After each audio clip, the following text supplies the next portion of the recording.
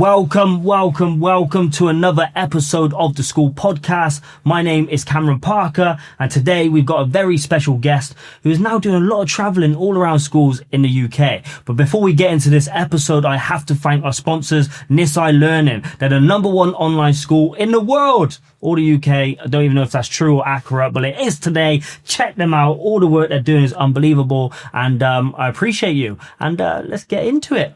Paul, how are you? I'm good, Cam. How are you? Thank you for making it. Thank you for inviting me. All the way down the lane. How did you find the lane? All the way down the lane. Didn't know where I was going. Yeah. There was a lovely, friendly face that said hello, and I won't say who that was. Yeah, it's great. It's great to be here. Amazing. So for me, there's a lot of things that we want to talk about, a lot of things, topics we want to dive into. Yeah. But before we do, my #1 question is: you're on holiday in Ibiza, not wearing your suit, chilling out.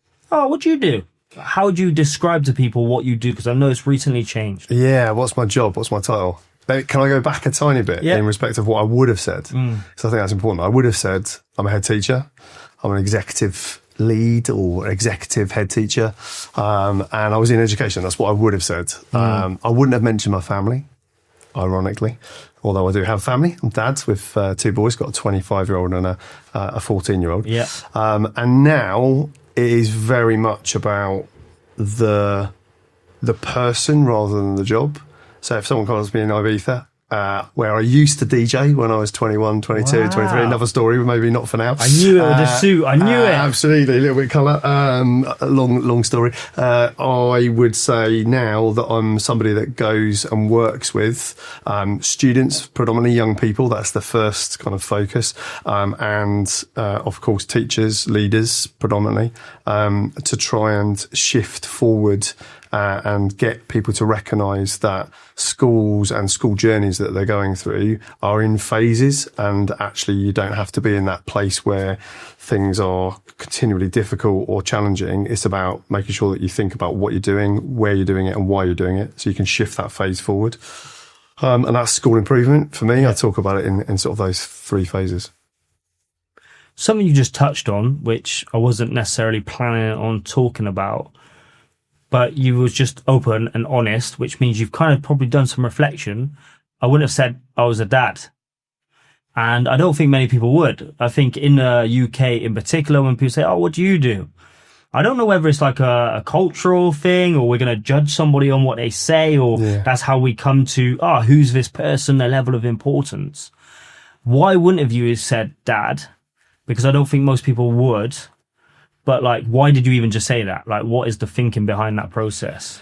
Do you know, I think I've gone through a lot of thinking in the last probably 3, maybe 4 or 5 years about like what I was doing in education in terms of not only as a job or as a leader, and the impact, but more importantly, like every day going in, you do your job, you go home, you eat, you sleep. Classic repeat phrase, as they say. And actually the job was who I was, going in and thinking that everything I had to do was because I was a head teacher. That sort of almost the job never leaves you. Your process that you're thinking, your discussions that you have with the kids, the things you say on the street, the way you act in a supermarket, et cetera, et cetera, et cetera. And I think there comes a point where you either let that consume who you are as a leader, and you maybe don't know, but equally, there comes a point where you can think about that. And I think, as I said, last probably mainly 2 years, my family's always been important to me. Like, it's never not there. I've got a wonderful family, beautiful wife, etc. But making sure that you know that that's the most important thing and the work comes second versus that other way around. A phrase I love to use, you talk about work-life balance, yeah? Loads of people say, yeah, I've got work-life balance, but I talk about work-life integration and that sense of being able to explore it in that field so that it doesn't become an overwhelming thing. And a lot of the stuff I talk about with leaders is, how do you balance that responsibility-wise? Yeah, just sometimes teachers feel that they spend more time with other people's children than their own, and it's probably true. Yeah, it is. And it's an accurate statement. So, I guess just in general though, like how does people not allow their work to become a part of their who they are and everything that they are. And is that always a bad thing, or is there good in that? Yeah, because I'm definitely, what you just kind of said, I take work home with me, but I am self-employed, whether it's something else that, paying taxes, whatever it is, it's something that you're always constantly thinking about. But is there really a balance, and does work in the UK, not just education, really support that balance? I don't know. Like, why you're taking it home and why you're doing it, I think is probably, like, that's where I go. Like, what drives me to kind of get up in the morning, to go into work, education in my case, but not for everyone, obviously. And to, like, we always go, if we're teachers, I went into education because I want to make a difference. A classic phrase. Of course we do. But I think the difference you make if you are well fueled because your brain is being nurtured and your soul is being taken care of and your body is efficiently being kept healthy, versus driving yourself to an early grave because all you do is think and output, and you are stressed and you are tired and you're not eating properly and you are ratty and all the things that go with that. There's two different versions of you there, isn't there, in those models? And I know for a fact I've been one, the ratty one at times, and that doesn't provide sustainable leadership, doesn't provide good outcomes, doesn't mean that you're being a good person sometimes, to either work colleagues or to your family. So I think, it's what drives you for me, and I want to be giving the best and therefore hopefully allowing people to be the best when they're working with me. And I guess being super clear on what that looks like and understanding, and I guess self-awareness is that first element, right? The first kind of stepping stone of where am I currently at? What impact am I having, and actually how am I doing? I think that is crucial. You was a head teacher. How long was you a head teacher for? 10 years. 10 years? Yeah. 26 years in education. So I was head of department before that, or assistant leader, senior leader. Prior to that, I was in the theatre. Wow. Yeah, in Bristol Old Vic, fairly close to where we are now. Wow. Somewhat. Won't give away locations, obviously. But so you spent 4 or 5 years in theatre. Went to university before that in Wales, in Aberystwyth in Wales. Okay. Gone around all the regions. And then kind of moved into education really from working in theatre, where worked for the RSC, Royal Shakespeare Company, and they were doing work in education and got into schools. Okay. And that, so when did you first become a teacher? How old was you? That's a really good question. 22, 23? 23, okay. Yeah. Interesting. And was your goal always to become a head teacher? No, definitely not. Although I remember my old head teacher from secondary saying, Collin, for the old school kind of second name, you should be a head teacher. I never thought for a minute that I would ever go into leadership that way. Never thought for a minute I would be a head teacher ever. Drove myself to a point where I was enjoying being, in leadership in schools, but kind of got the flavour for it in that sense and wanted to be able to make a bigger impact in school decision making. And so the natural kind of, progress step was always that. Yeah, definitely. So was you a head teacher 10 years in one school? Did you move about? No. So, for just under 7 years in one school, and then moved to another school.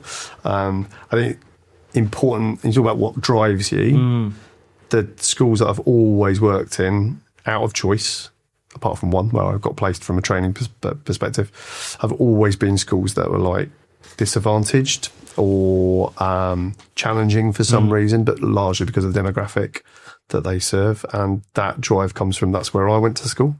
Got you. In a school that was, when you can associate and you know what it kind of means to be in that environment and you can relate to that. Not because I am that, because it's very different for everybody, but you've lived that in some way.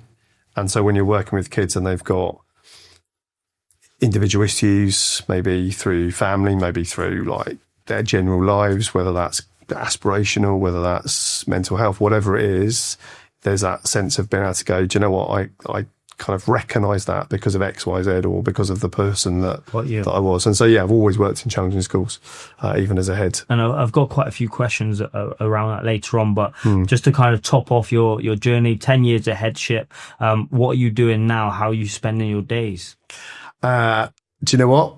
Energised is the first section to say. You don't realise when you're in the system and you're living a day-to-day process, a bit like we were talking about a minute ago, how much your thinking time is compartmentalised to the calendar, to the day that you're living, to the diary that you've been put as a head teacher from maybe a PA if you're lucky to have one, and then sort of getting up in the morning and doing it again, to having the freedom to go, this is what I'm going to do, this is when I'm going to do it, and this is how I'm going to do it, and this is where I think about how I make that the best it can be.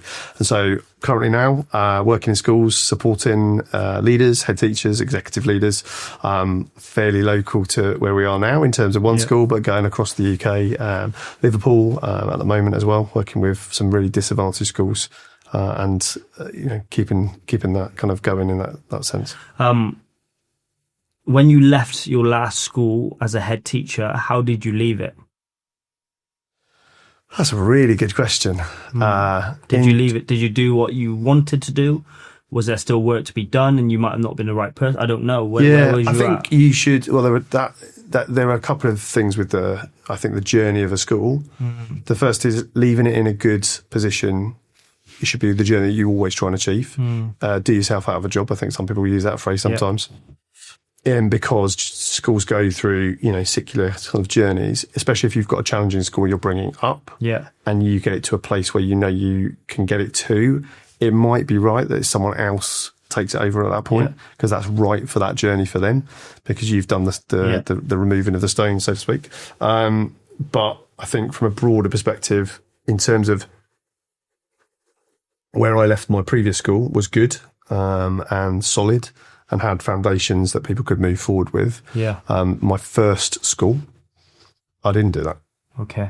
I felt like as a new leader, I had to try and lead, do, advise, be kind of, I suppose, the old-fashioned superhead. Be everything. Yeah, and you learn over time, over years, that if you do everything for everybody, they'll expect it to be done, and they don't learn anything, become helpless, become kind of ineffective, whatever the case may be. So I think you go through that as a journey through leadership, definitely. And maybe I caught you off guard with that question as well, because it just popped into my head with what you're doing. There's also obviously a lot of, and you do it really well anyway.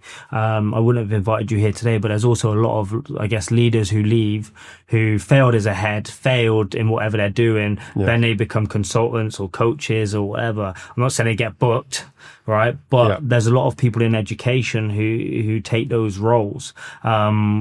How do you kind of feel like that? What's your kind of philosophy on that? Because I guess if you don't believe you could add value, then you're not, I know it from knowing you, but what's your kind of concept and argument to that, or like others? Like, I think you have to have a reason why you're going to support someone or something, whether it's an institution as a broad thing or a group of individuals or school or a leadership team. And you said it, can you add impact? If you can't, then why are you going is the first thing to say. But more importantly, that sustainability of impact for me is the philosophy. So I don't go into a school and say, I'm going to write you a contract for 30 seconds that says, here's a report and you need to go and enact those things for the next 30 days. Because ultimately, sustainable leadership takes time. It's a journey that you need to work through with people. And you have to raise expectations. You have to coach people. You have to build the culture that is there, and add to that, or you have to build it from scratch.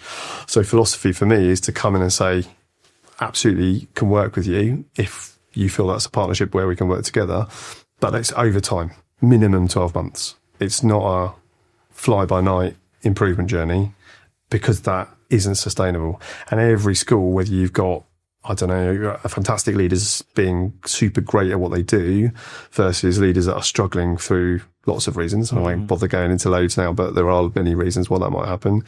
They've got to know that that journey they're working on is going to be sustainable, because there's a phrase in education, or in any phrase, business-wise, the only constant is change. Or the only constant is change. And in schools, the only constant is change, because year groups change regularly, Staff leave regularly for lots of reasons. Leadership changes regularly. And in many cases now, the curriculum, the government constantly changes. And so all of those things, you have to have that core sustainable but also approach. Society. 100%. We've got an annoying fly kicking There's a around fly there. I going do around. apologise. That's all right. Society changes, social media. Vaping was never a thing. Now it's a thing. And so you're Yeah, just like all the environmental stuff that goes around that. There's so many factors you're not in control of, right? Yeah. Which makes it extremely, really, really difficult. Yeah. But also, I just think what you kind of said about the whole idea of partnership, and I think even if it's not just an external person coming in, but also you've got executive principals within inside the trust, or you've even got, people, middle leaders on their staff. And I think it's about having a balance of how do you coach people under you, how do you support them, and not just put pressure on people. There's a few head teachers that I know really well, and the executive above them literally just comes off their kitchen table, rocks up, tells them loads of things to do. They don't agree with it. They don't understand the school, the context, and it's stress. It's time waste. It's not a benefit. They're trying to show their worth in this job they've got, which they might earn over 100 odd grand a year. They're trying to show that they're doing this and they know what they're doing, but there's also, it needs to be a partnership, doesn't it? But they're new roles, aren't they? So like, if you think about the legacy of history of education, like everyone knows what a head teacher or a principal is because they've been around for ages in terms of leading education, go back 30, 40, 50, 60 years plus. The whole new concept of, well, not new now, but trusts or schools as businesses, when you first got CEO roles, that was like, well, how do I do that? Because actually quite often it was a head teacher that had no business acumen going into a school to run it at a multiple level with, several layers. And then on top of that, you've got the executive leadership kind of thing. And it's making sure that, you said it earlier about the clarity of what that role is. Actually, what's the function? What's it doing to the sort of system underneath, whether that's people or indeed the process, I think is really key. NISI brings the classroom to you, delivering high-quality, live education for learners who need a different approach, whether fully remote or through our hybrid zones within schools, providing accredited teacher-led sessions no matter where you are. As a DFE Section 41 approved provider, NISI is trusted by schools and local authorities to support learners nationwide. Visit nisi.com to learn more. Just to move on to that, just briefly, quickly though, do you think you have to be a teacher? If you're a CEO of a trust, do you think you should have been a teacher at least? No. I would say all the good teachers I know, well, there are many good teachers, right? But all the ones that have been fantastic in what they do, more often than not, have not been teachers first. They've had life experience first. Equally, if you go and look at really fantastic CAs, they either have had exposure in a different setting.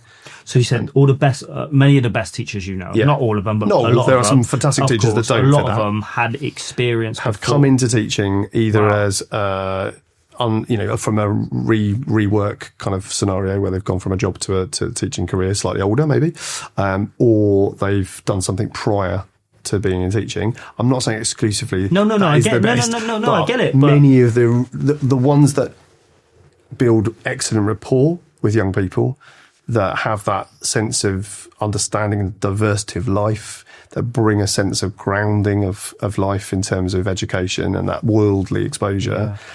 It's not always exclusive, but people that come from an outside perspective do bring that for sure. I think obviously sometimes we generalize, but also everything doesn't have to just be backed by data and research. Sometimes it is about how you feel. It is about what you see. Yeah. So we had the head teacher earlier, David from North Birmingham Academy, exceptional Ofsted, excellent in behaviour, all of that stuff. He came into teaching at the age of 26, worked as a PT, electrician, done loads of different things.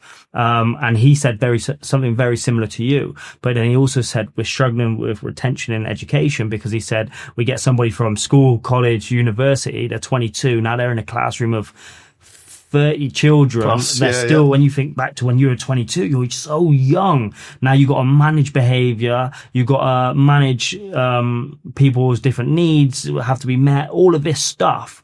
And it's just, wow, it's overwhelming. Yeah. Where then sometimes when, say, you're 26, you've been through enough, you've been through a lot, you know what it's like to have no money at times, whatever your life looks like, you're just that extra couple years, it kind of, I can see the benefit in that.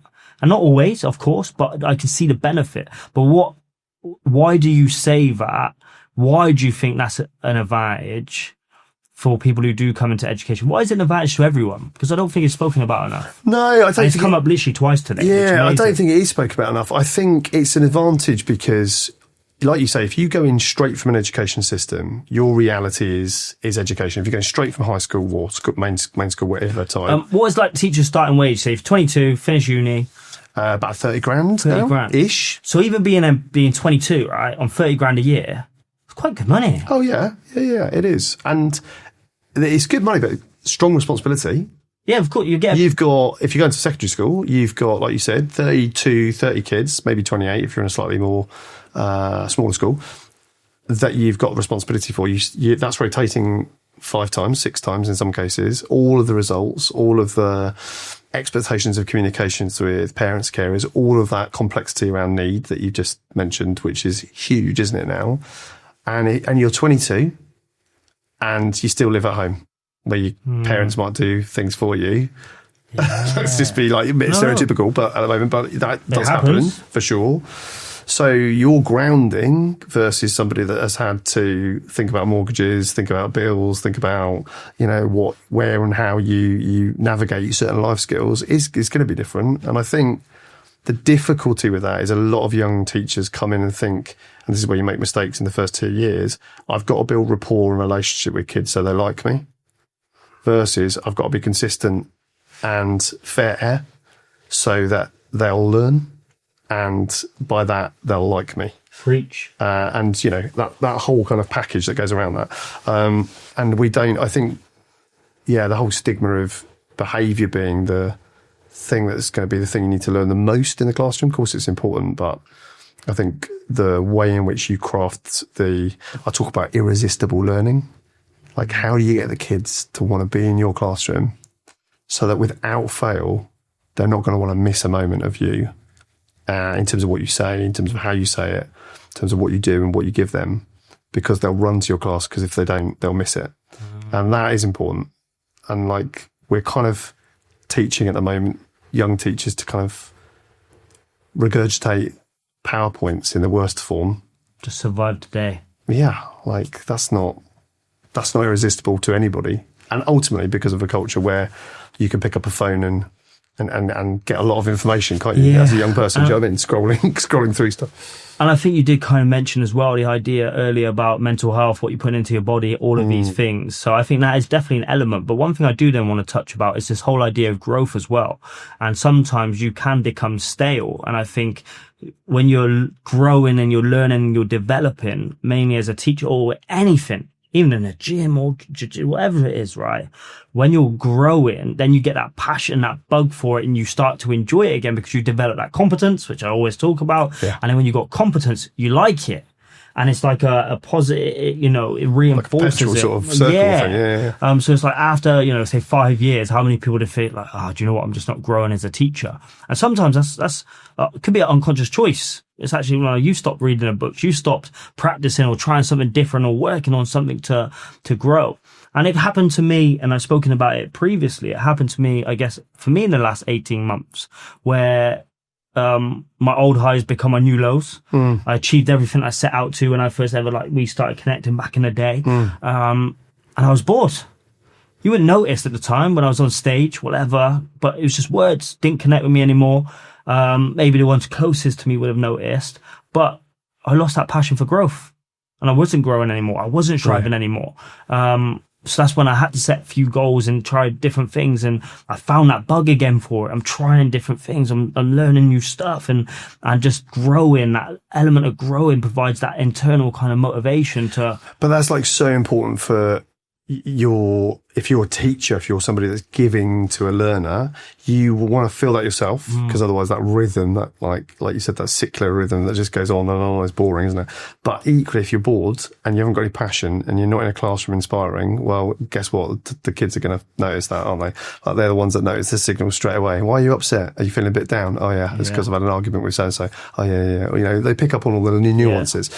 Yeah. Kids in a classroom being inspired by somebody, and you hear people talking about, oh, well, that person's like, obviously got a magic spell around them because they're just great with kids, like child whispering type sort of scenario. Sir John Jones calls it dream weaving. John Jones? Yeah, it's an old Liverpudlian type. Okay. But he talks about dream weavers, people in schools that you will remember from your own education that did something that lit a spark in you from either something they said, something they did, or the way they did it. And I've for years in schools, I've tried to sort of think what that is. And I 100% nail it down to they made you feel valued. So as a child, you know that person knows who you are by name. They know that they've got some detail about you that will help them be inspired and feel valued. And it's not just about rocking up into your classroom.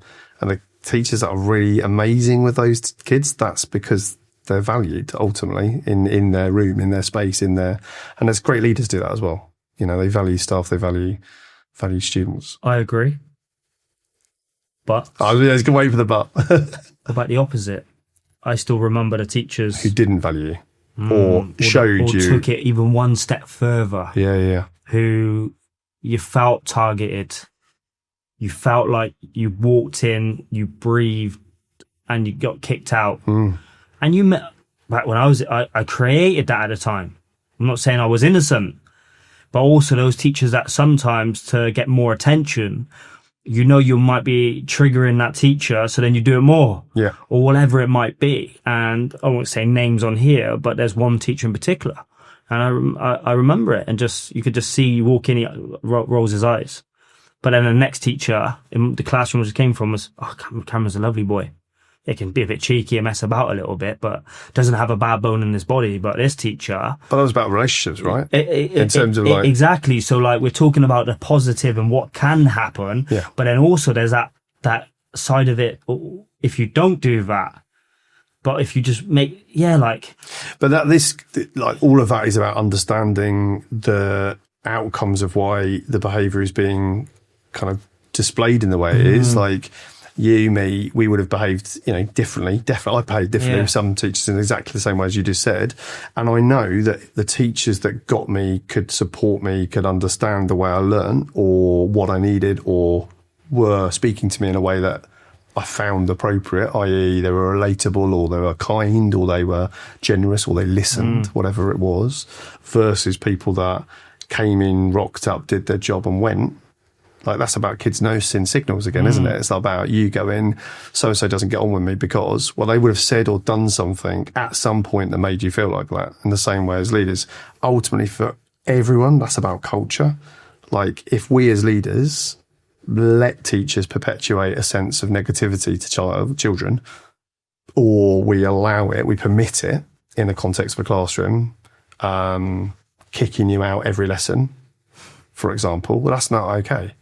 Why is that even happening when the young person clearly is in a position where they need to be talked with, not at, listened to, and unpicked why the things are troubling them for whatever reason? And that's about where the system is so broken at the moment, because, whether it's a high-level need or it's a low-level need, it's the time, energy, and resources to be able to do that that people find hard. And it's just...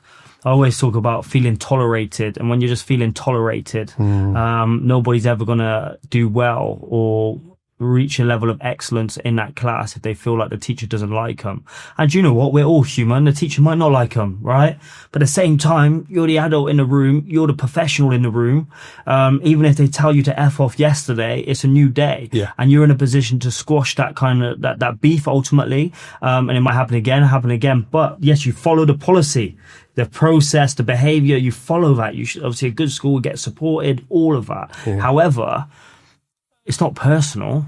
And I know sometimes it could feel personal, but it's just, why are we there? What does, I don't know. I think a lot of people don't take the time to say, I see you and I hear that you are doing something that you find difficult or hard. Let's talk about what needs to change or why that is the case it is. They just go to the jugular of seeing the behaviour rather than understanding why. Because normally behaviour is an outcome, isn't it, of something. And like you say, if you don't change the why, it's always going to be there. You're always going to come in without your tie on, without your blazer on, because you haven't understood that you've only got one and that someone doesn't wash it at home for you and you don't really want to wear it. It's smelling of whatever it smells of, you know, as an example only. It's really hard. Yeah. And lots of leaders know this and lots of teachers know this. But also, if you're struggling yourself, mental health down, the pressures of the job, homework, course, all of that stuff, it's also hard to get it right, which I also understand, which is ultimately the system, isn't it? Yeah. And I just find that the whole concept around what that looks like, fascinating, because it even happens in your own home sometimes with my own children. You know, I have all the best intentions in the world not to lose my rag, but then you lose your rag. Yeah. Do you know what I mean? So it's like, I'm not coming from a place that you just got to be perfect, but it's just about learning and trying to grow in some, you know. And there's no one mould. You've got children, I've got kids. Yeah. I know that the mould that I made for the first child worked. And I love my boys and I'm really grateful for who they are. But it's a different mould for the second one. Yeah. And I am, a different version of that dad because of the way in which we model and move to what we've done. My strict kind of boundaries, I suppose, or things are in place. And that's the same in the class, isn't it? Like, we will muck up, we will make mistakes, but kids appreciate it when you say, sorry, that was a mistake. We all appreciate honesty and integrity, don't we, in that sense? And I think just, even just for me as well, just, I'm also not delusional. The most I've ever done in a school is 30 days throughout a year. It was like every Monday for every week where I worked with the same groups, but that was the most I've ever done. And obviously I could do 18-day programs, 12 or 6. I do a lot less now. I'm not just doing one-offs, but I also understand when I do a staff session, I get to see the best of the kids. Do you know what I mean? Yeah. Yes, I might get all the toughest kids in one class, but I still get the best of them.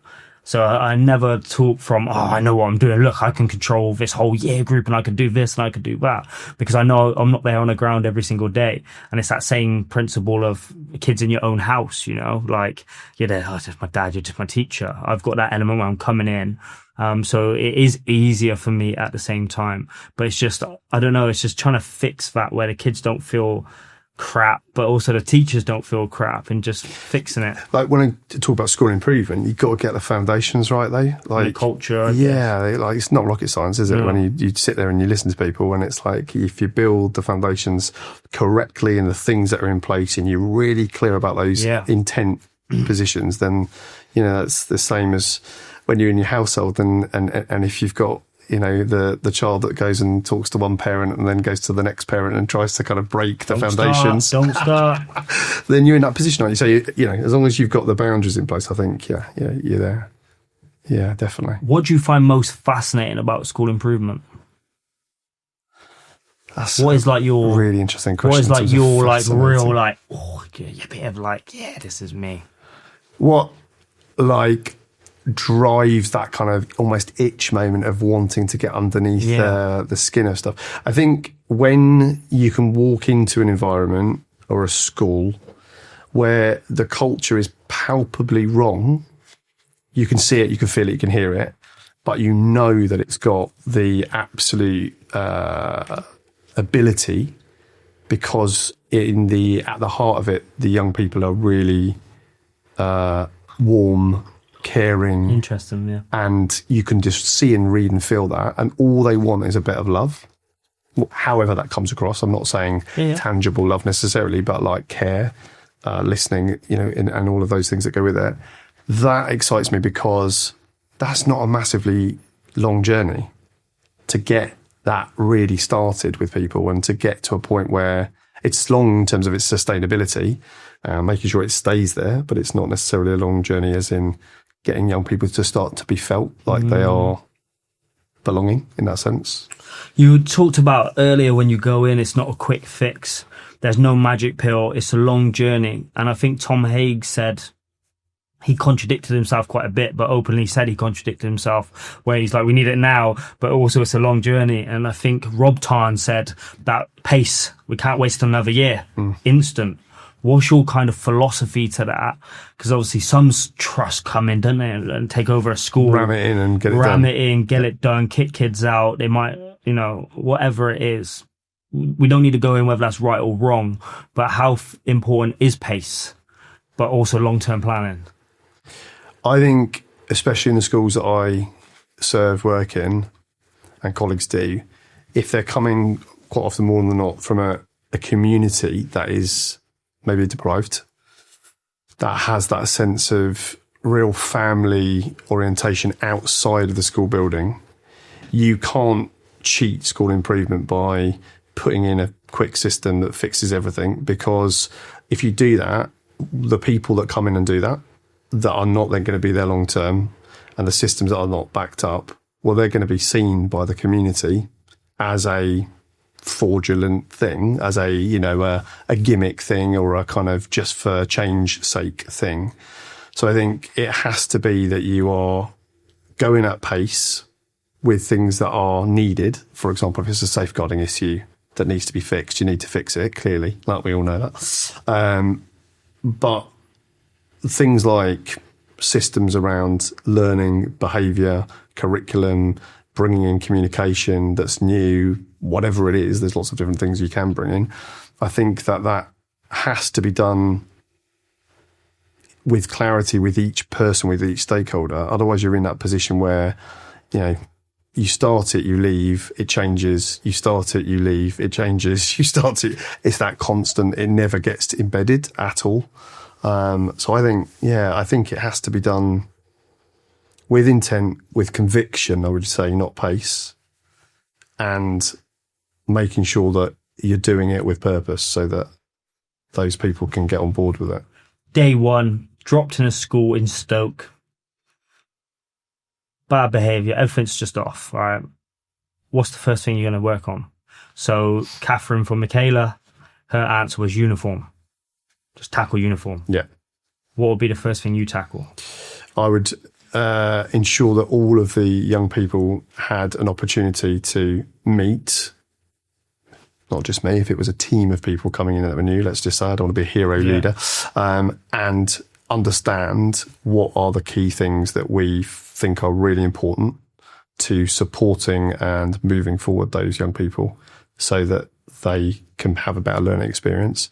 But at the same time, I'd be really honest with them. Our school I'm working with at the moment is not doing so well, really challenging. The first thing in terms of all of the young people is just said, we know this school's not good enough. They know it's not good enough. If you don't sit and be honest with young people, they're going to think that you are not in that place where you can move things forward. You hear them talk about it anyway. Yeah, we've been ranked the worst school. It's rubbish. Yeah. It's rubbish school. Yeah. But they still want to go there. So yes, it isn't where it needs to be. There are loads of things here that as young people are not good enough. So we're going to do this together. We're going to start by doing this. And if that's uniform, I would want them to know why. Because if I tell you to wear a tie and you haven't worn a tie before, you're going to say, well, why am I wearing it now when I've not been able to wear it for 5 years? What's so important about my tie? But sir, a tie doesn't change how I learn. Exactly that, yeah. What would you say? I would talk about the way in which we prepare ourselves for different places in work. The image that you give off is the things that people see. They make an assumption of who and how and what you are in 17 seconds is the science, isn't it? And if you want to be letting people know that you're the top of your game, the version of you who you want to be, which is the best, there's a presentation that comes in that. You don't see people who are firefighters working in their pajamas. You don't see people going into the boxing ring without being well kitted up and prepared. So it's about the environment we're in, we need to be ready for. And I think one of my old kind of mentors, one of my good friends actually, he said when you go for like an interview, he said always dress up properly. Where something's, as you probably can see now, it's not really my go-to, right? But he said that they always know you can dress down, but they don't always know that you can dress up. And that was his kind of philosophy. And I love that. Because they might be like, you don't need to wear that all the time. You're fine. Just come in with your trousers or polo top, whatever. But they need to know that you can do that. And a lot of young people will say, well, I don't want to wear a suit or a tie. or whatever the uniform is. It doesn't have to necessarily be that, does it? But I also talk about the version of who they are. So the version of who you are outside of your workplace is probably going to be very different to the person that you're going to be in the workplace to a point, because there's a professionality that comes with that, isn't there, in whatever we do, whether we're self-employed, whether we're in a workplace where we have to conform, I don't particularly like that word. And so you want to make it so that you are able to do that should you choose, that you are not always, you don't feel like you have to constantly rebel out of the system, because a lot of young people that have not got stability at home, not got the success in school, they're kind of bouncing outwards, aren't they, rather than kind of working with people. And I think you've got to create a sort of environment, a culture where people know they can be who they want to be, at the same time as being that level of success, and learning's got to be destigmatized. For a lot of young people at the moment, it's like, it's not cool to be good at school, is it? It's not good to be a learner. You hear loads of different words that are used in schools that are really offensive. Yeah, but also rules are rules sometimes. Yeah, there's rules, there's laws. Don't have to agree with it. And I've spoken about it before, the white socks to the black socks. And I talk about it to all the groups I always work with. Do I agree with that rule? No. Yeah. Do I agree with many rules in schools? No. Do I need to? No. If the rules are, you are only allowed to wear black socks, right? And most people say, yeah, but if you don't have black socks, schools would provide, they would provide uniform if you do not have it, from my experience, right? And they're like, well, but it's just silly. But I said, when you wake up in the morning, you've got a choice. You go in your sock drawer, wherever you put your socks. Do I wear black socks today, or do I wear white socks? If I wear white socks, I'm choosing chaos. Yeah. I'm choosing violence. I'm going to be butting heads with teachers on every single corner I walk in. Today is probably going to make me feel stressed. I'm probably then going to tell a teacher F off. Yeah. I'm going to pop the rest of the tires, and it's just not going to be a good day for me. Or I make the choice, I just put on black socks today. You've got that choice. I said, whether I agree with the rules, whether you agree with the rules, if you don't like it, go to London, protest until you're blue in the face, or you can just smash out the next year of school, get it done, get what you need, play the game to change the game. Oh, well, yeah, when you say it like that, it kind of is a choice. But having said it like that, it's motivating the young people to feel there's an ownership to that. It's your choice, but it's like, as you said, you're being honest. Yeah. There's many schools many teachers or people might not necessarily agree with those rules. But once again, a lot of these schools need these rules in place. We sweat the small stuff so the big stuff don't happen. Yeah. And, like me and my wife with my 12-year-old daughter, so I've got ADHD, whatever. Sometimes I like to leave lights on. However, I'm pretty disciplined in nearly everything else. I'm thinking about 100 things at once, working on 100 things at once. And you can say about leading by example, but there's different times, right? Where with my daughter, she always leaves the light on. Turn your light off. I'm on her case. She hates it, right? Not in front of my daughter. My wife goes, well, you leave the light on. And I say, and my first argument was like trying to be like, okay, actually, but I said, you know what? But I've also somewhat got the principles there. I guess with the teachers, if they got a nose stud or earrings, like for me, it's like, actually, but that's just step one. All she's got to focus on at the moment is these small things. Turn the light off. Get it right. I'm getting all, plus you don't know that I leave the light on, whatever. But do you know what I'm trying to say? Yeah. And I think for me, it's just about those small things are so important. What's your controllables at the moment? But once you then got those essential foundations, like the fundamentals that you're talking about, the other thing I think is really crucial is the standard by which you do it. Like, you can put your socks on, you can put your blazer on, you can have your shirt hanging out as a uniform discussion, and you can rock up and you can be like, I just don't really want to do this, but you can look half cut, like as in you've come in but you're not really there. Playing a game but not really there. Whereas you can put a standard to that means you elevate your experience. There was take pride in it. Yeah, exactly that. Yeah, there was a guy. I was in a hotel literally a week and a half ago. There was a guy that was cleaning up all of the the cutlery around the restaurant area, like glasses and stuff like that. And he was almost balletic in his way that he was doing it. He was doing it with such sort of pride, such craft, moving his glass to the trolleys, cleaning everything away, right? Watched him do it. Said, can I have a conversation with you? And he was like, yeah. I'm not allowed to talk to you at the moment because I'm currently working. Okay, fine. Like, what's that about? But speak to his manager. He said I'm not allowed to talk to him, but can I have 5 seconds with him? He's like, yeah, it's cool. So that's fine. It's no problem. So come over, have the conversation. So the guy's, first of all, neurodiverse. So he's autistic. He tells me very, very much, takes the rules, really literally. And he is an ex-CEO, right? He's lost his job because he's been made redundant through a big company in stocks and shares in London. And he has come and got a job in a hotel as a sort of 10D because his family needs him to work. And he tells me the story about how he's lost his job, blah, blah, blah. I go through like all the sort of stuff to do with coaching. And interesting, I said to him, why are you doing this job?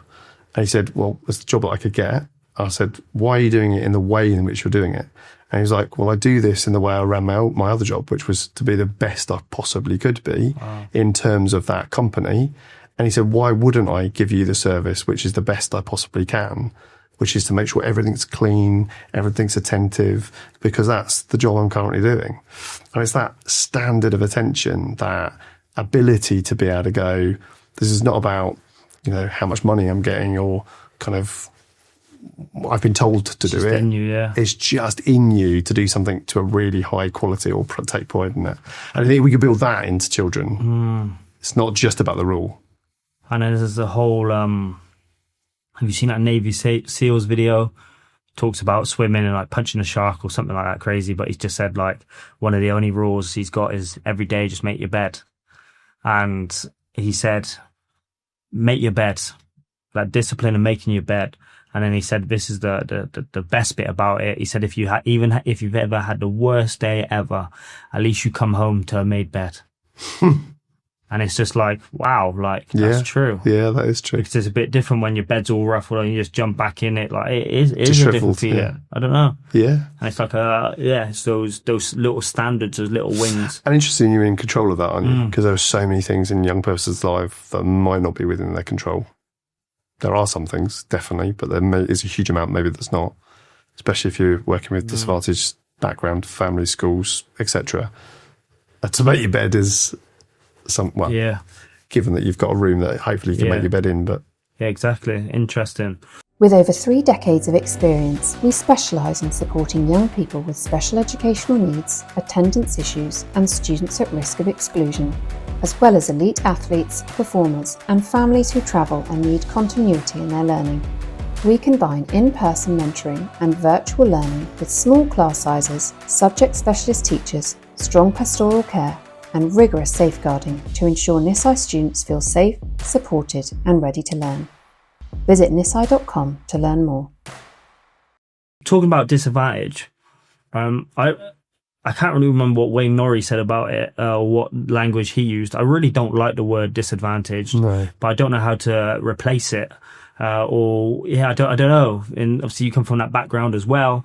Everyone understands it when you say disadvantage. We all know in education what that means, right? Yeah. People bring whatever it is, right? But it's got like a negative connotation, isn't it? The most disadvantaged people. That whenever I think of that, it's like, well, that person is beyond the realms of being able to do something for themselves because they're underneath everybody else. It kind of gives those connotations, doesn't it? For whatever reason, whether that's money, whether that's deficit of knowledge, whether that's language, whatever. I guess it's equity. Yeah. Like the buzzword in education at the moment, but it's always been for me the most equitable version of what you can give someone, because they deserve the very best, not because they haven't got what they need. And when I was at school, when I have been in school, and when I've got to where I am now, like, it doesn't matter that somebody is disadvantaged by a stat of finance or free school meals, or, whether they've grown up on a council estate, or whether they have got, a different type of attitude in terms of where they come from. It's for me about, is a young person getting the very best they can And is that equitable across the board? It's not just because you've got something that tells you you're disadvantaged. And what can schools do to tackle the attainment gap? Obviously, $1 million question. The ever-growing attainment gap. Yeah. But like, is there anything that you've done and you're like, that's really worked, and it doesn't mean it has to work in every school, but it's worked for you? Is there anything you've done where you look back, you think I'm so embarrassed that we even tried that? And then even around, just those questions first. I think the whole kind of attainment gap thing where, there's always a level of someone achieving higher than there is another group of people below them. That's kind of inevitably always going to be there. Yeah. Right, because you've got people that are in school more skilled at answering in the current system exams than maybe other people are better in terms of their hand-on skills, and therefore by the time everyone levels out to the age of, let's say, 35, 40, you've got a diversity of people doing different things, and actually that doesn't matter so much. I think in terms of what we can do as leaders, what schools can do, first of all, sorting out your attendance systems so that actually you've got kids in school. Interesting. Because if you're not in school and you don't want to be in school, that attainment gap's going to grow, isn't it? Because you're going to miss 40% of your intake of knowledge versus me that's sitting there getting 100%.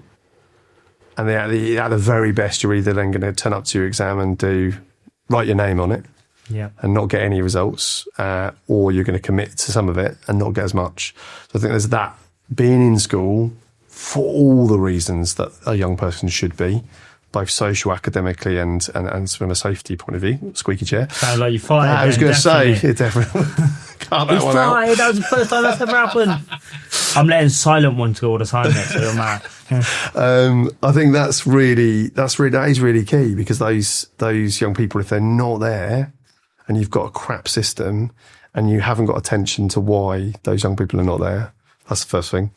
I also think there's got to be a reason why young people come in beyond the fact that the UK told them to come to school or their parents told them to come to school.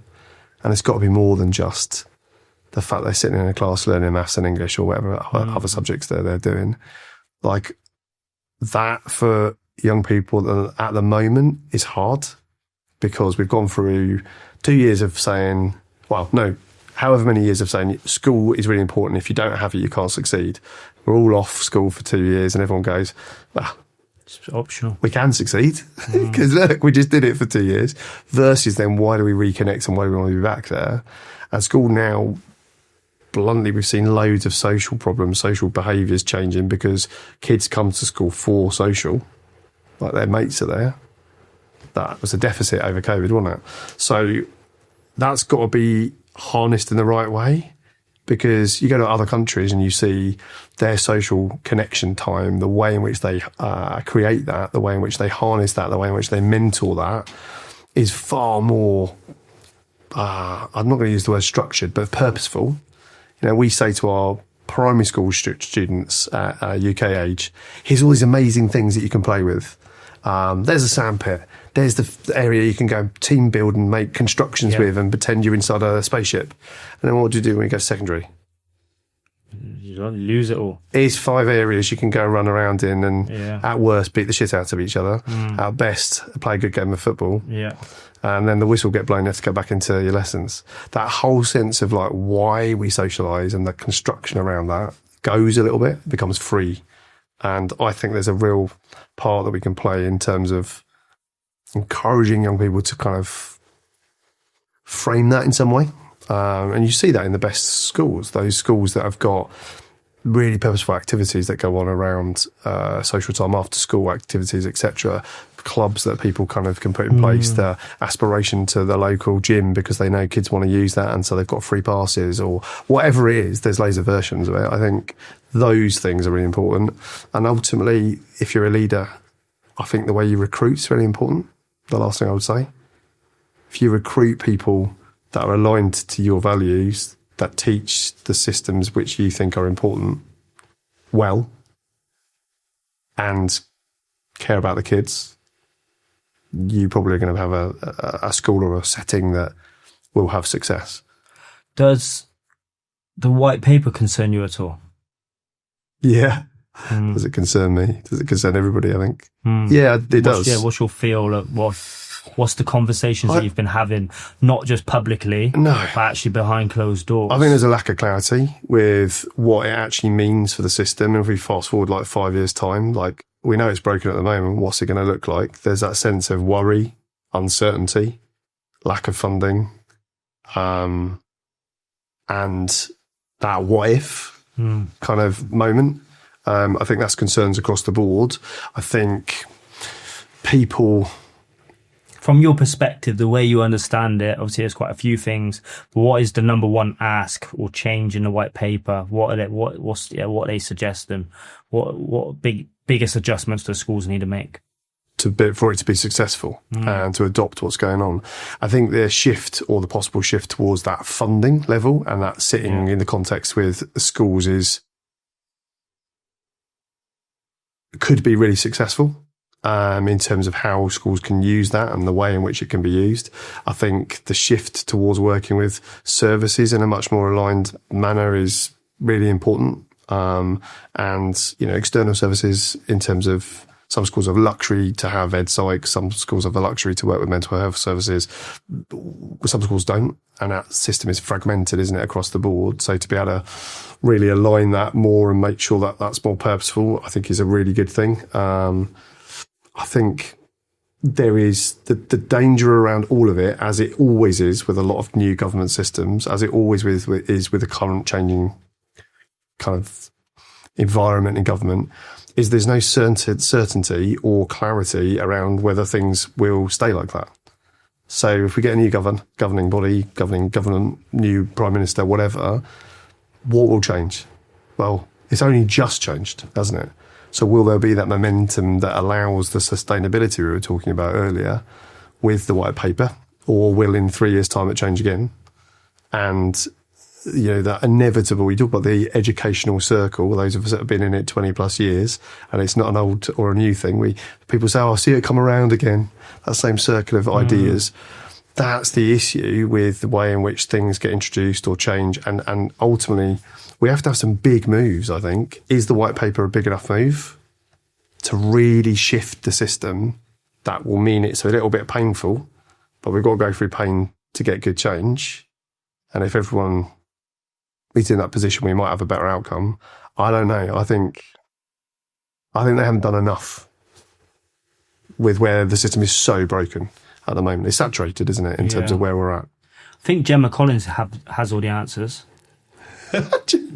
Gemma Collins? You've not seen the video? No. You've not seen it with Educate? You must have. Oh, no, I have seen that video. Yeah. Yes, I have seen that video. Sorry. Realising what you mean. Yeah, that's true. Doing the whole thing with Bridget. I was going to say. Crazy. Yeah. It's hard. Do you know what's frustrating? Has anyone asked the kids? I mean, I don't know. I don't know what the answer is, but it'll be a group of adults around a table that have made decisions. 9 times out of 10, we do that as leaders. We sometimes say, we're going to do this, and we bring in these things. We don't ask the kids, do we? We make choices for them in schools, in decision-making. And of course, you've got to do that for some things. Like, it would be mad if you did it for everything. But I think a lot of schools forget that they can listen to young people. They are still one of the stakeholders. Powerful voices. Yeah. And, young people in secondary school, even at year 7 age, or through to, if you're sixth form, obviously 18, they know what they want. So on the spot for you, you created this current white paper. You're responsible before you press live. Send, go, right? What 3 questions would you have asked young people before pressing send? It's quite a good question.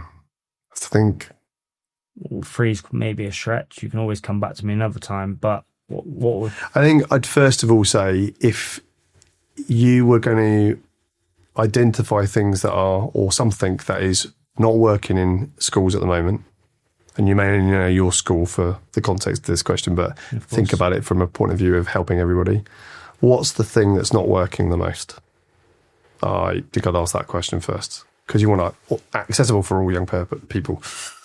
Specifically around send, I probably wouldn't ask that to start off with, because I want to know what's not working. And then I'd drill down to, the sense of where they feel there's a frustration. Like, if you've got something in a school that you could change and have the money, the power and the responsibility to change, and it was about making everybody have that accessible version of a school where it addressed everyone's needs, it addressed everyone's diversities, it addressed everyone's learning, like, what would you add and what would you take away? I always ask kids that when I go into a school. Like, what's working, what's not? That's good, like, school improvement, right? You can't just walk into a school, take everything out and break it, because there's going to be loads of stuff that's working that you need to keep, because that's what makes the school great. But you might not see that straight away. So I think I'd say, yeah, what would you add and what would you take away? And sounds like it's raining. Is that raining? I thought it was a car what went by first, and sounds like rain, doesn't it? Wind, yeah, it does sound like rain. And equally, I think, in terms of like a poignant question, I often ask this: if you were in charge of the school as a head teacher or as the CEO, without any money, how would you let young people learn better? What would you do? Black socks. It's never uniform. It's never uniform. Make the lose better is often black comes up. Socks, mate. Black socks. Black socks. The one that comes up more often than not is let the teachers have better relationships. Make sure that people listen to us more. Make sure that people ask us what we want. Like that, it's being listened to. The most interesting conversation I ever had, which you would have thought polar sort of black and white with young people, was mobile phones, right? That's a topical issue at the moment. Section 36 has just been approved in terms of it. I think it was last week or this week. It's officially supposed to be in schools. Taking a load of mobile phones out of a school and dictating that to happen, you'd think with young people that would be the worst thing ever. In a school that I worked with 4 years ago, I know what you're saying. We did that through an education process, and the young people didn't get arsy about it because it was done through listening and talking. What they said was thanks, because the pressure that, especially young people who were a little bit older, but equally younger ones as well, and there was a gender divide to this, especially young people who were females feeling pressurised around constant messaging, etc. They were pleased, but it was because of how it was done rather than it being a rule. So I think it's about that. It's how you do something, isn't it? It's always how you do something, how you say it. And what do you think about the new social media ban? I don't think schools are in a place where they can change how young people use social media, point blank, as a rule, as a blanket, because like, go back to when you and I were at school. Like, hey. When I was at school. Just about. Like, you couldn't smoke and you couldn't drink alcohol. I still did those things off and on. So there's always going to be a group of people that will try and navigate a system in some way.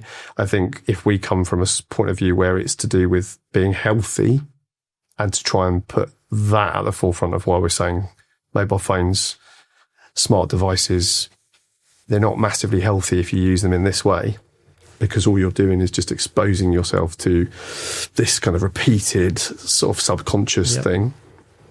All for that. If we're putting it on as a plaster to say we've been told to do this because for some reason mobile phones are, not allowed in this area, that understanding is kind of probably going to end up being a mutated version of what it should be. So I do think it's a good thing. I don't think young people should have access to unfettered nonsense on social media in many regards. I think it should be that comes at a point that's right for a choice. But you wouldn't give your 4-year-old? 5-year-old your mobile phone and say, hey, go and have a quick browse of the internet. No. I'm assuming. Yeah, that's true. Yeah. So there's got to be rules again, isn't there? Got to be boundaries in place for everything, like we started the conversation off with. And I think that they're there for a reason, but they need to be explained. And, we know how addictive phones are. how iPads are, how social media is. Science of that. With like the dopamine or something. Yeah, like the whole slot machine kind of thing. It's but they also said like the dopamine hit of the next reel or the next TikTok isn't, so dopamine isn't watching the TikTok, it's the idea of the next one. Yeah. And the next one. And the next one, which I find is really fascinating. But I think my only issue with social media, the ban, is one, it's not their fault, right? Yeah. We've allowed this. We've created this technology. We've put it in front of them. We've allowed this whole process to happen. But also, a lot of the time when it comes to addiction, right?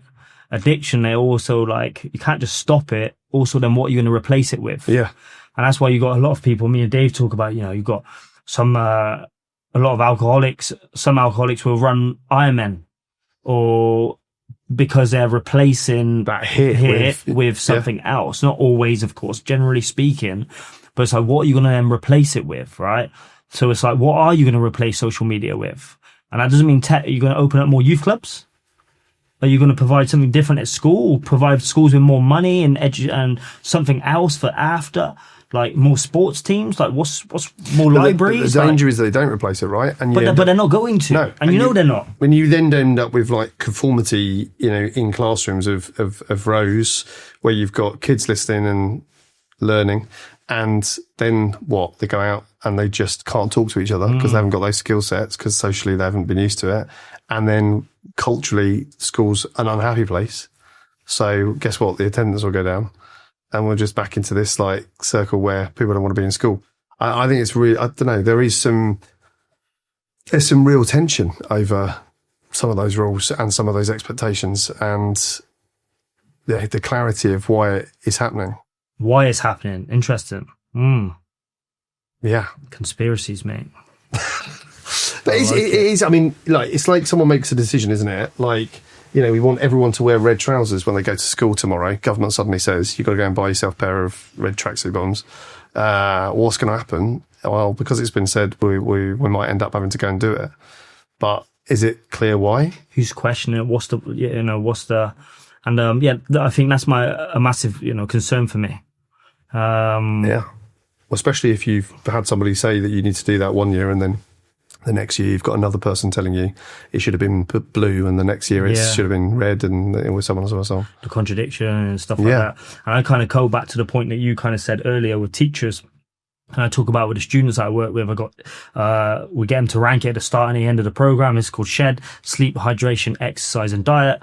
Pretty much how well are you looking after yourself? If you're, vaping at every toilet you see, banging 10 energy drinks a day, up all night on the games, sweets as well. Sweets, everything. Yeah. It's like, actually, you don't lack motivation. You're just knackered. Right. And I think being tired is like one of the number one killers of motivation. Right. So it's not that you can't focus. You don't have ADHD.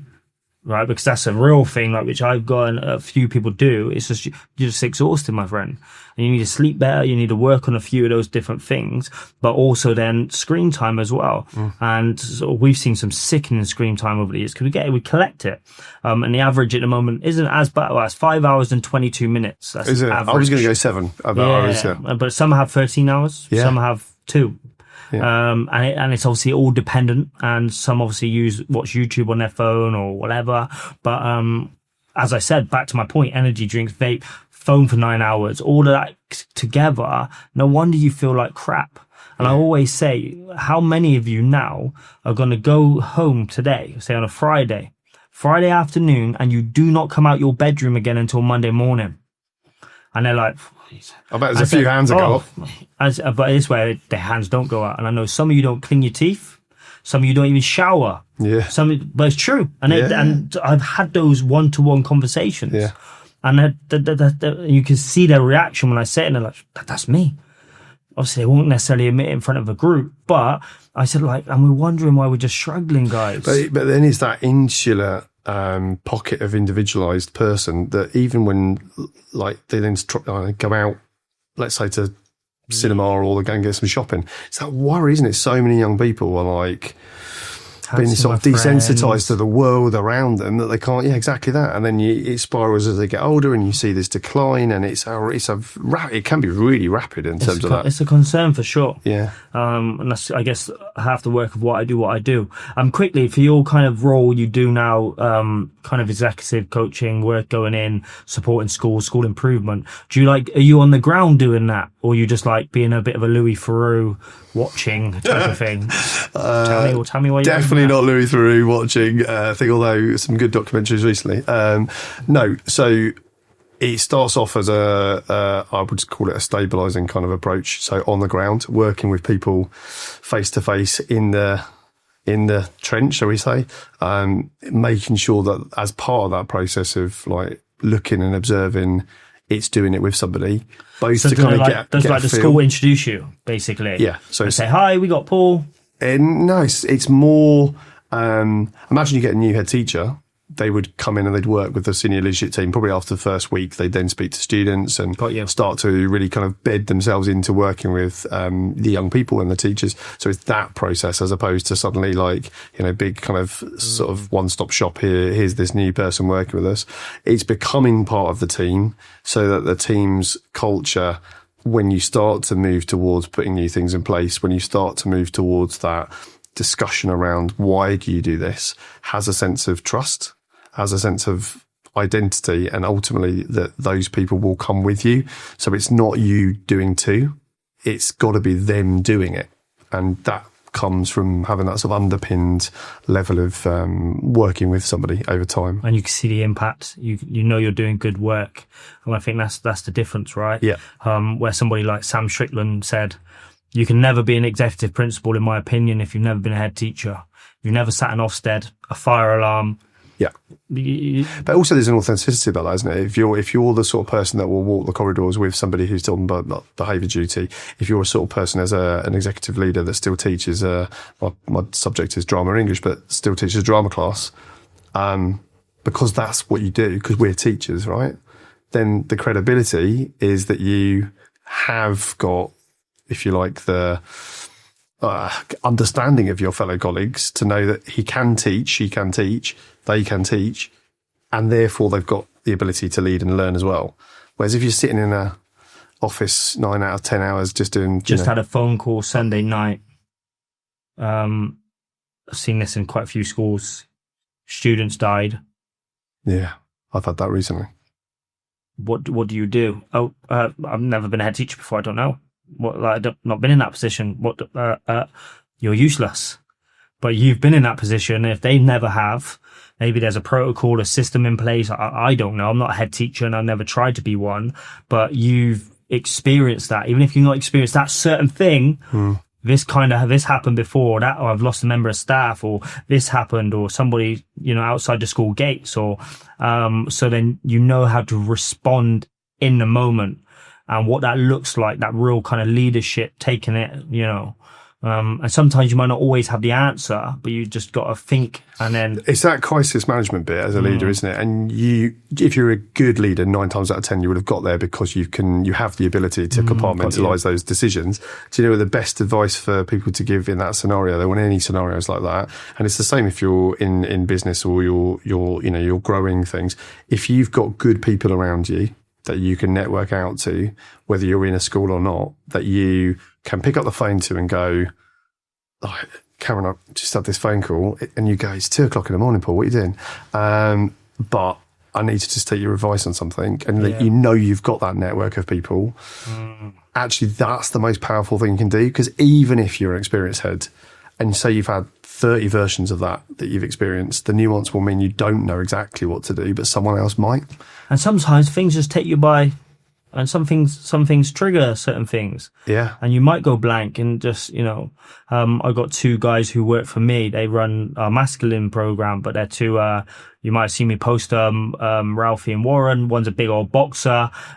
Ralphie used to be in the Marines, but they're also both serving firefighters. Yeah, listen to the episode. Yeah, it was good. And just talking to them, actually, like behind the camera talks. And they're like, I was pressing on somebody's chest yesterday and unfortunately lost a lady, and that was it. But the biggest thing for me is there was an accident, and at 4 o'clock in the morning, and I get upset about it every time I talk about it. They're like cutting children out of a car, and then you finish shift at 7 o'clock, and then you gotta just walk through the door. I got four kids. As if Dad, yeah. All right, guys, let's go to school. Like that to me is like, but sometimes they respond to that, no issue. But then like Warren said, it was like he like looked through, couldn't get through to this lady's house. I think I can't remember what he said completely, whether he looked through the letterbox or whether they just broke in. And the old woman was there. She didn't die. She was asleep with deep sleep. Nobody's like heard from her. And he said it triggered about his nan, and that was it. So it wasn't even like a chaotic situation. Just a small thing, but it triggered, and that threw him off, and he went to counselling for it. But you never know, right? You never the know. Things that might get you into a position where they will be small, there will be, you know, I lost my dad a couple of years ago through that, and it's everyone, you get over those things to a point, but through a process of... You don't get... I don't think you do. No, you don't, that's true. Yeah. You put them somewhere that you either learn to... You learn to live with the pain. To live, yeah, exactly that. Yeah. And if you're the sort of person that can do that's great. But it's never going to go. No. I frivolously just say, yeah, I dealt with that. Of course I don't. And sometimes you don't want it to go. No, you want that, like, when you think, like, that's... Yeah. But in terms of being able to be a leader, my dad passed away. It was cancer, where he obviously suffered from in the end. I distinctly remember being in a school, and sadly a member of staff got diagnosed, and it was almost parallel to my dad's experience. My dad had 10 days, got a notification of 10 days, and this other member of staff, not very old either, equally almost like timeline-wise. My dad died and had to go and obviously do what you do as a family, and I distinctly remember 2 days later having to stand up in front of the whole staff body and tell them that this lovely staff member had passed away. But I was so raw that it was exactly the same situation, that you find it in yourself to say those things, because as a leader somewhere, that's what matters, and that's the kind of service that you're giving. And I think people forget that, like, those moments do exist. It's hard. And we're releasing the podcast with Rachel from Pixel. Yeah. And I've not watched it back, so I might be shifting up her story, but she spoke about her dad, and she spoke about, she did like the Pixel Pearls. Yeah. Just a podcast, yeah. Yeah, and he was dying when he was recording those. Wow. Which she didn't say. I don't think she's ever told anyone. I think she said it was an exclusive, right?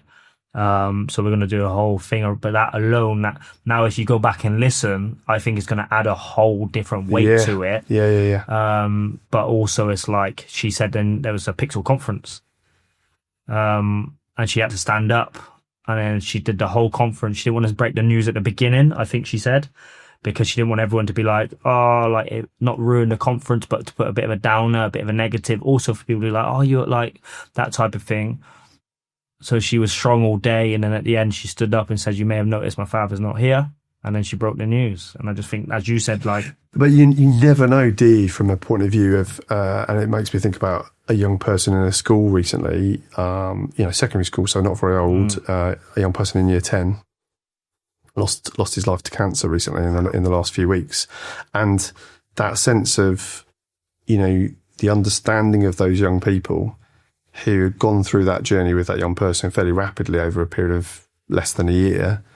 And, at that age, the nuances of that and the understanding of that and maturity of that and the ripples that that sends through a culture of a school, you cannot underestimate. Like, on that day, there was no behaviour issues in that school, even though it's a highly challenging school that normally will have a high proportion of suspensions and things. And that's because young people were listened to, they were supported, there was a sense of care, kindness, there was a sense of slowing down, and ultimately human connection because of something incredibly moving and sad that happened. And we talked about it in leadership, like, what would it be like if that is how it felt every day? Like, not because of the sadness, but because of the human connection, right? And understand it. Yeah. All of this is very important. Education is extremely important. Go in our life is so important. but it's also not that important. No. You know what I mean? Because what if It's not worth, tomorrow is a different day? But it's true, isn't it? It's like having that perspective. Yeah. These small things really, really do matter, but actually there's other things what matter: culture, the values, what we believe in, connection. Would you say you was close to your dad? Yeah, massively. Yeah. I actually asked Warren this, and he didn't have an answer because he was shocked at the time, I think.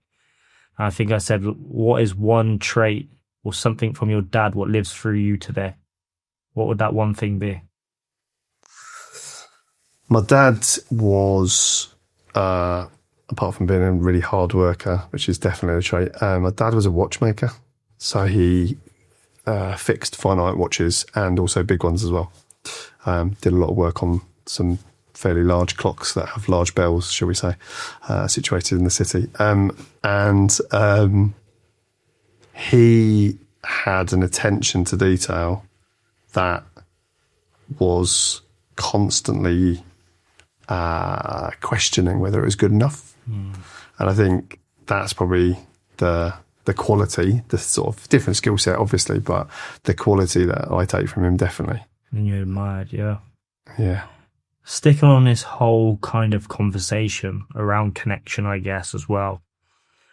And you would have heard this one, but if you had a magic wand and could change one thing in education, but you can't say funding, it's not boring, but like it's overdone. I want something, a bit different, I guess, but still something close to your heart. If you had a magic wand and could change one thing, what would you change in education? I think it would have to be what we teach. Like, I think the core things that we teach are wrong in terms of the society that we currently live in, the needs that young people have in terms of not their support needs, but like, how do you navigate having a house these days? As a small thing. What does that look like for somebody? Like, we teach the things we taught in an industrial era, right? Still now. That's what we're modelling our curriculum still on largely. And we've gone around circles of whether we get rid of trade-based subjects versus putting them back in, be more academic, be less academic. Like, what we teach people ultimately, I think, it just needs changing. I know they had the whole UTC schools, and I think there's a few of them still kicking around. Do you think that could work, the whole idea of having different schools for different specialities? Or do you think every school should still teach the same, but the same curriculum? Or I don't know. What is the process there? And I think, which I still don't know enough about, and when you ask anybody outside of education, most people are confused by it. So maybe you can break it down. But like Paul Tarn said something along the lines of like the gaps to pass, because they're always moving, right? Yeah. It's what's that called? So it's your overall kind of arc at GCSE level or A level, and you've got the benchmark of where people are at in terms of their grades gives you your average, and it gives you your stay 9 curve. And so that is always flexing, shall we say, to a certain degree, which is why the pass marks or the grade boundaries either go up or down. So after COVID, it went really up versus now it's backing off. But that's not about what we teach. That's about the how. But I think he was on about like, even if you had a standard, you either pass or you don't. Yeah.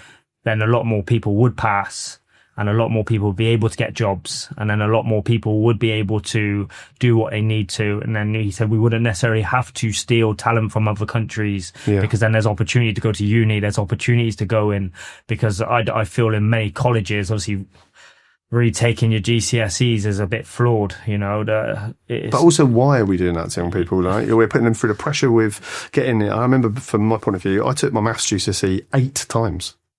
8. Wow. I got 2 marks off every single time I did it. In the old money, it would have been, your grades, letters.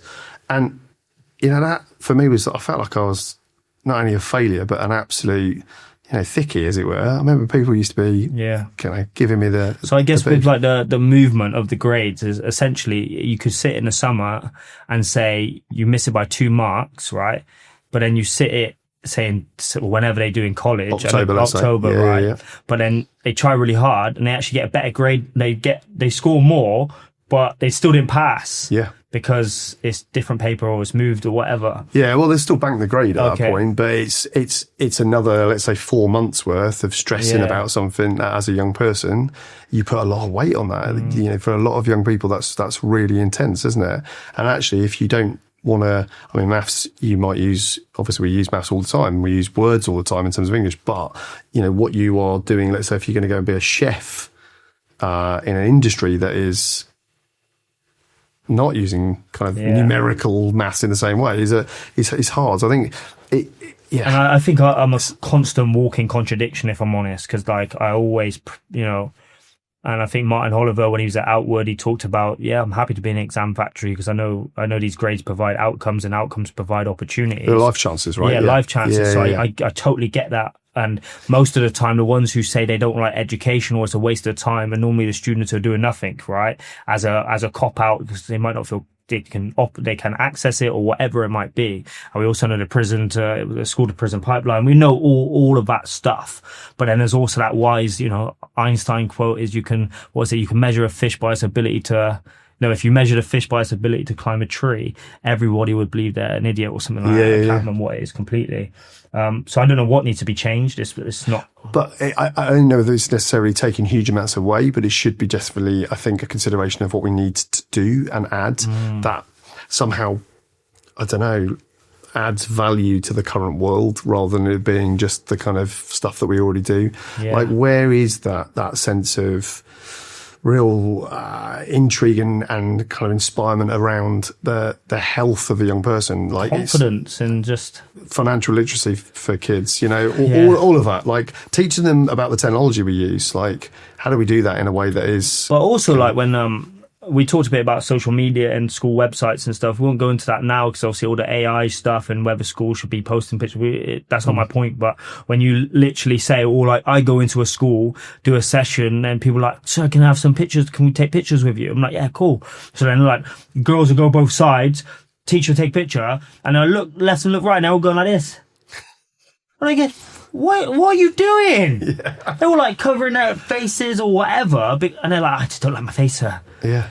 Let me have a look. And I just think, but then that's confidence. Where's that self-esteem come from? What's all that about? Yeah. And it's sad in a way, but I get it. But it's also like, what can we work on now? I'm picking all of that exactly. Like, if you build some of that into some of the work that we do in lessons or some of the work we do, like that level of, like, imagine what that person feels like on a constant day and a constant time with some of the people around them. That constant pressure of coming into a school where their face has to look a certain way, beyond even doing an exam, it's just chaos, isn't it? It's hard. Anyway, my friend, massive thank you for today. I will link everything below, so if you can just send me the links. I also know that you got your own podcast. Yeah. What is it called? Headship After Hours. And we did have a little laugh. To me, it sounds like a bit like 50 Shades of Grey. Like, do you know what I mean? It definitely is. Especially with that shirt, yeah, mate. Yeah, do you know what I mean? A glass of whiskey and a big cigar. No, definitely not that. What is different to your podcast to like what we do here? Like, what is unique about your podcast? Like, why should people tune in? And what's special about it? Yeah, no, I appreciate you asking it. So it's for leaders, specifically head teachers, executive leaders, SLT. Of course, anybody that wants to listen to it. It's a dialogue, much like we're doing now, but around that sense of education and what, as leaders, we maybe feel or experience in the day-to-day job that we don't always talk to other head teachers, other colleagues about, the siloed moments, that sense of being an imposter syndrome that we all feel as leaders and fake it till you make it type scenario. Exploring some of that, exploring some of the themes of education, and just getting great people on like you do, who are educators, well-known educators, or people that are in it, that are living it, who are the real people, and having those conversations. And that's why I just love doing this, to be honest. And I hope I never come across as, and you've watched a few episodes now, which is good, thank you, because I got some people who just don't bother. Mate, turn up. Genuinely, we went back in the day, we went to somebody's house, I won't name who they are, actually they are a failed head teacher who became a coach. So that's why I asked, right? And he sat there. So what do you do? I said, "Is he taking a piss? Why would you invite me into your family home and not be prepped, ready to? Well, not saying like he needs, not even saying that he needs to know me. Like, but it's a bit of a respect. Yeah. But like somebody like John Murphy came on and he was like, "Yeah, I've seen all your YouTube videos." I'm thinking, oh, what's he watched? Like, still here, so it can't be that bad. But it's just, I don't know. It's just a bit of a two-way riff. But it's coming back to that sense of knowing somebody and feeling valued, like, and connecting with someone. Yeah. That's what we've talked about, isn't it? So. And I think hopefully you watching it back with somebody with your level of expertise, people who understand. I don't have all the answers. I don't agree with everything ever guests say. People get upset. I have like Catherine on or other people. I'm not on any side. I'm in the middle. I don't know what I believe sometimes. Sometimes I've got a philosophy, but it's about let's chuck ideas into a hat. Yeah. Let's work it out. Let's have these conversations what don't necessarily get had because people work for somebody. Well, I don't, and I got insurance, all right? But hopefully that's it. But anyway, thank you. Appreciate it. No, pleasure. Thank you for having me There you have it, guys. We are absolutely sweating buckets in here. You may be seeing the sweat dripping off mine and Paul's head. It's getting quite hot in it, mate. But anyway, do all the good stuff. Like, comment, subscribe. Once again, massive thank you to our sponsors, Nisai Learning, #1 online school in the world. Check them out. And I'll see you on the next episode. Bye-bye.